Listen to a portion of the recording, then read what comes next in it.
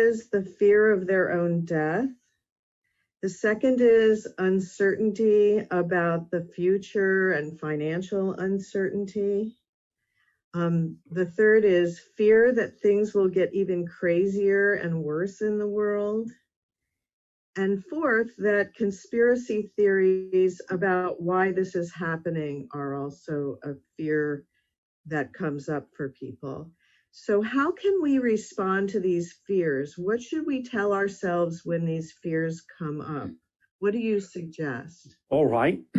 Well, first and foremost, let us deal with the fourth proposition of what you call the conspiracy theories. The main thing going on with regard to the present situation on your planet has mostly to do, not so much with anything that has been done deliberately, specifically with regard to the virus itself, but with regard to the destruction, as we have said in the monologue, of many of the different ecological systems on your planet. If there is any so-called conspiracy, it is mostly the idea that people on your planet, from fear-based beliefs and from fear of lack, and from the idea of what they believe to be power that is not an expression of power, will conspire to do certain things that have destructive qualities that will eliminate many of the ecological systems on your planet, and have done so, in which these viruses propagate, and by which they are usually contained, at least to a certain degree. But the conspiracies of greed that create the disappearance of certain systems on your planet that these viruses inhabit forces them to go beyond those borders and beyond those barriers in a far greater way than they otherwise would have, seeking out new hosts. The virus is a natural virus. It has, over time, mutated in a variety of ways, but it is not in that sense human-made. So the conspiracy doesn't have to do with the idea of a deliberate release of a man-made virus. It has to do with the idea of the conspiracies that exist in many of your organizations, many of your political and social systems that allow fear of lack and greed to overtake your better nature and cause the destruction of many of the ecosystems on your planet that then allow for the propagation of opportunistic organisms such as this virus to take hold in much broader areas than they otherwise would. This has to do also with the concept of what you call climate change. That is also a side effect of the destruction of certain ecological systems on your planet, on land, in the air, in the sea. And you will find that many of the plants that still remain on your planet are now going to be, in a sense, migrating through seed propagation in different directions than they otherwise normally inhabit. Many of your plants are now moving more northerly and more westerly in order to survive. And the areas in which they were growing will no longer be capable of supporting certain kinds of natural plants or even the foodstuffs that you may choose to grow. This will add to the ability of the virus to propagate itself in broader ranges than it used to.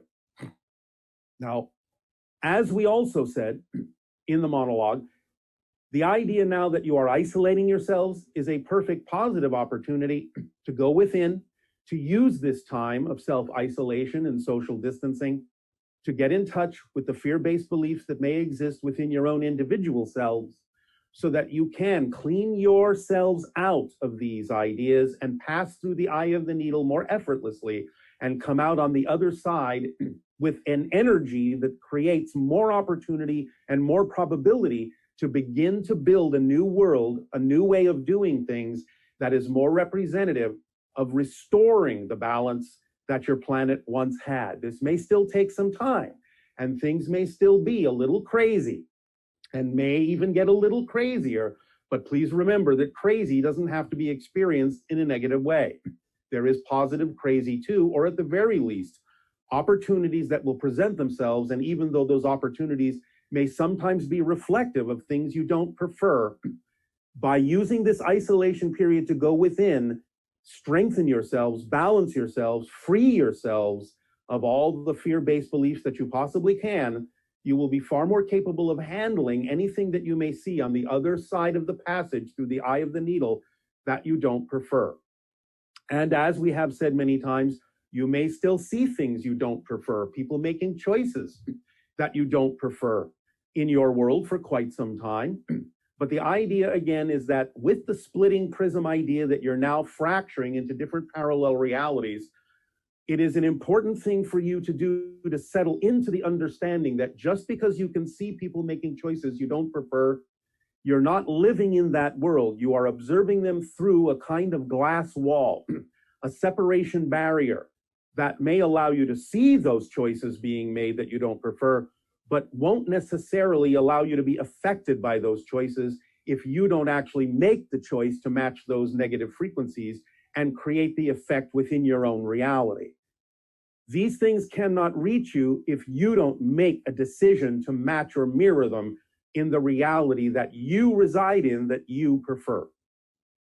The idea, therefore, is even though you may see a great deal of chaos around you, as we said before in the transmission called the eye of the storm, is to remain in the center, in the calm space, which you have given yourselves a better opportunity to do because of your own self-isolation. Treat it as a monastic experience, a meditative experience, an opportunity to take the time to go within and divest yourself of all the things that would, in any way, shape, or form, cause you to want to match the vibrations of things that you don't prefer, so that you can come out the other side of the passage, in a sense, more streamlined, a little bit cleaner, a little bit more stable with your indestructible core.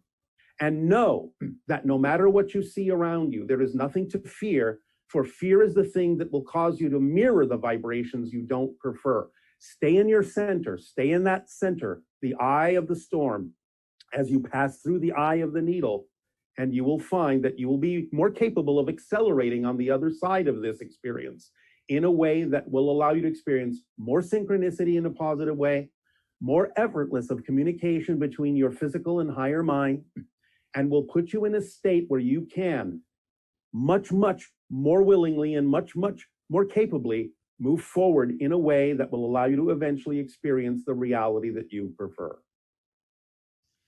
Okay, that's very helpful. This idea of becoming aware of the suffering of others, as you were just mentioning. Yes. What is the purpose of that in terms of our own development, to be aware of it? And does that mean that we should take action to respond to it?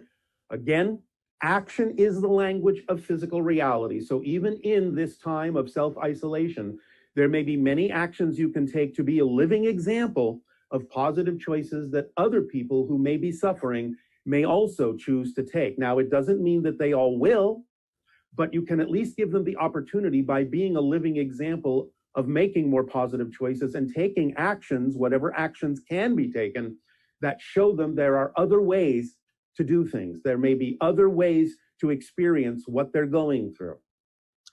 Even though you're isolated, you have this now device that we are communicating with you through, and there are many creative things you can do. You can donate your time, you can donate your abilities, you can donate your money, you can create new ideas, you can create new organizations, you can share new ideas for how to come out the other side of this in ways that can boost people up, let them know that there may be other options other than what they may have considered in their negative states of suffering. But by all means, it's not about ignoring them. By all means, it's using those lessons to improve yourselves, to recognize that they may be doing this to help you realize more clearly what it is you don't prefer to choose. And therefore, you can feed that back and reflect that back to them, what it is you are learning about yourself by experiencing their suffering, and give them the opportunity to know there are other choices, that there is always the idea you call hope, and that they can elevate themselves to a point where their own imaginations can allow them more inspiration and more creativity to bring themselves through this experience in a more positive way. So by all means, self-isolation doesn't mean that you can do nothing, that you have to ignore them, that you have to in any way, shape, or form reinforce their negativity, which would only increase their suffering, but show them the brighter side. Show them the options. Again, it doesn't mean that they have to make those choices, for you always have to let people make the choices they need to make, for you do not know what their path truly is. And what it is they do with the information and options that you share with them is really none of your business. But by all means, take the actions, because as we have said, that is the strongest way to speak and the strongest way to be heard in physical reality. So at least you're giving them the opportunity to know there are other paths that they could be taking. Okay, well, that's really helpful. And also, you've been talking about the splitting prism and the trains leaving the station. Well, the trains have left. Yeah, is this like just the beginning, or is there going to be many more years of this, or will it calm down? Well, there will be many more years of transformational experience. There won't be many more years of this specific manifestation. And again, those that are willing to shift their vibration more and more by letting go of those negative fear-based beliefs having to do with lack or lack of self-worth or anything like that, will be the ones that can align themselves with a more positive and more accelerated reality that will take them more quickly through the various parallel realities, where they can eventually experience a reality that they prefer by having shifted to it, by making those vibrational changes within themselves. So yes, the transformation will go on for a while, but you'll go beyond the idea of this particular expression of it, but you still have many different consequences of the choices you have made to face, and many different kinds of opportunities to turn them around into a world of more balance. So yes, the transformation is going to go on for a few more years, but there will be different challenges and different opportunities. And if you face them from a more positive place, you will get through them in a more effortless and joyful and creative way. That is guaranteed as long as you match the frequency and have the behaviors that exhibit the kind of behaviors that you would already be doing in the reality you already prefer. So does that mean that there will come a time when it'll be more difficult to change trains, in a sense? And when would that be? It can be experienced that way, but only if someone is doing that through the idea of fear-based beliefs. Sometimes people may take themselves through greater challenges, but still have the capacity to shift instantly into a more positive reality if facing those greater challenges of negativity was the path they needed to take to give themselves the momentum they needed to go into the positive reality more quickly. So this is not a generalization that may be true for everyone. It may be something that people may find will be experienced in a more difficult way to change farther up the line, but only if they continue on the path of creating more or buying into more negative and fear-based beliefs. Because remember, the fear-based beliefs over time will perhaps make it even not available to you to even realize that you can change. That's one of the side effects of fear-based beliefs, is actually removing the option and the awareness that there is always the opportunity to change. That's what makes it more challenging. It's not in and of itself that it is more challenging to shift, but it is more challenging if you don't know that that's an option. Yes, I understand. All right. Thank you. Thanks. Now, can you talk to us about 5G and the positive and negative aspects of this technology? The positive aspects are that if it is tuned to the proper frequencies and the proper harmonics, it will aid and assist you in the development of artificial intelligence on your planet in a very specific way. However, if it is not tuned properly, if it is discordant, out of phase with itself, it can have some detrimental effects upon the electromagnetic field, the biomagnetic field of your body, and can cause a diminishment within the immunological systems of your body. So the idea is that it must be tuned properly to the proper harmonics to be actually experienced in a positive way. So it's not that in and of itself, 5G is a negative thing, but it must be done in a positive way with great understanding and great precision in order to actually be experienced in a beneficial way for the creation of positive and beneficial artificial intelligence on your world. Okay, that's good to know. Another question that's come up has to do with self-worth. Yeah. Many people find on their journey that they think they have achieved a certain level of self-valuation. Yeah. And then they will find a circumstance comes up that triggers them to devalue themselves or to feel that they have really not accomplished a full recognition of their self-worth. All right. Well, the first and most paradoxical thing to remember when confronted with issues of lack of self-worth is first and foremost to own it as a choice that you made in experiencing that idea.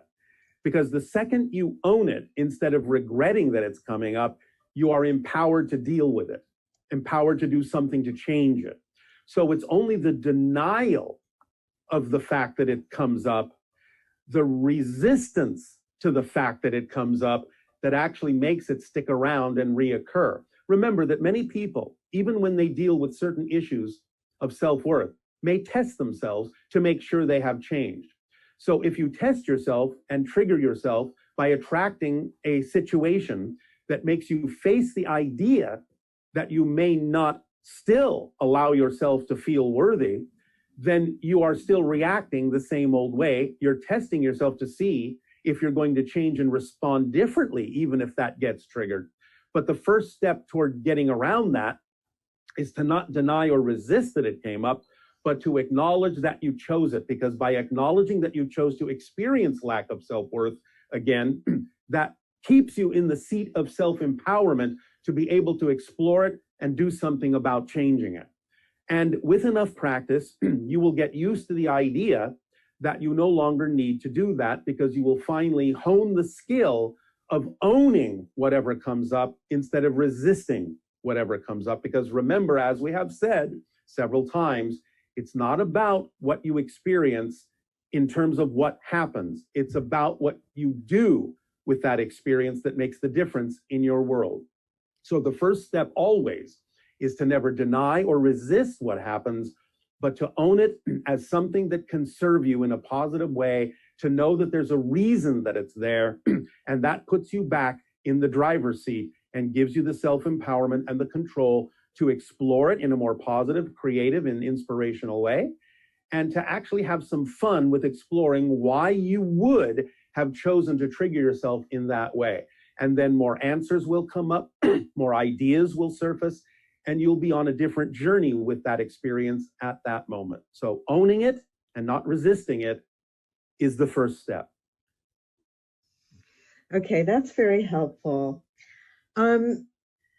Another question that's come up is that now that people are becoming more familiar with their frequency, with your frequency, Yeah. they were interested in knowing what your quote unquote phone number is so that they can more easily tune into your frequency. Well, as we have said, picturing the image in a relaxed meditative state of sorts with the vibration of joy going along with the image of a black background and a black equilateral triangle separated from the black background by a deep blue light behind the triangle, peeking out around the edges of the triangle facing upward, pointing upward in your imagination, will in a sense be the vibrational phone number that will allow you to tap more effortlessly into our collective frequency consciousness.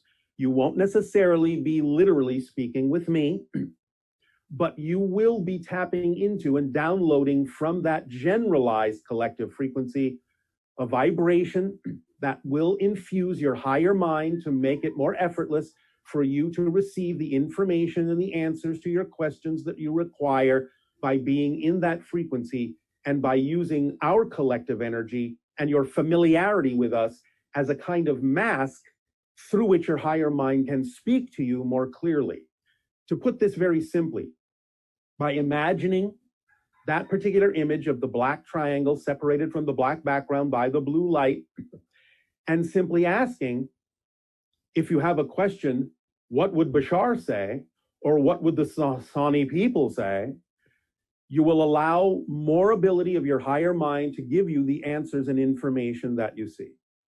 That's how it will work.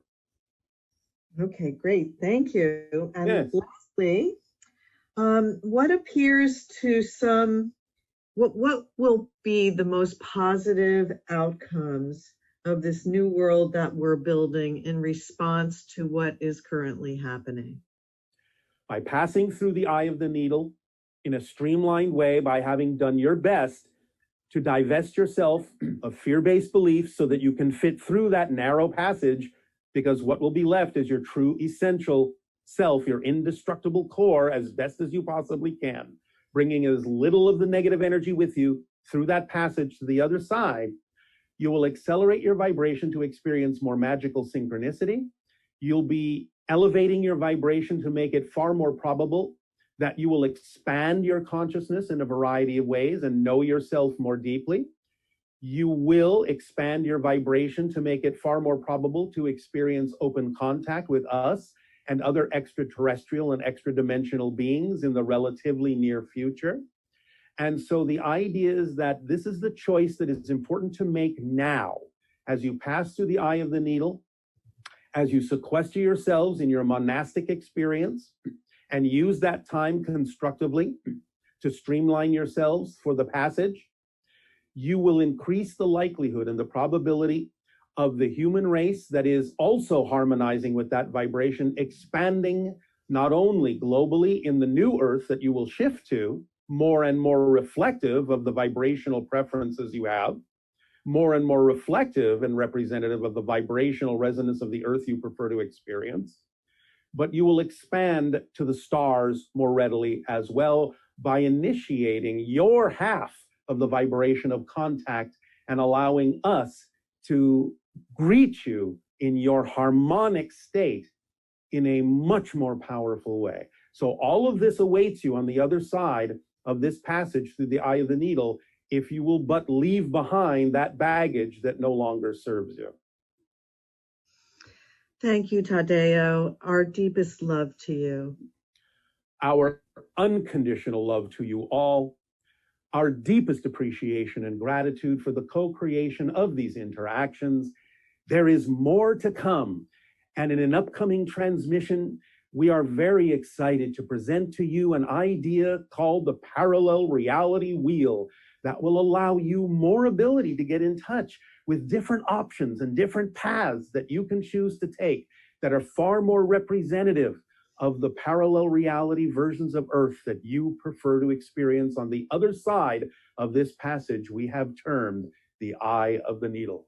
So we will communicate to you once again these ideas in great joy and great passion.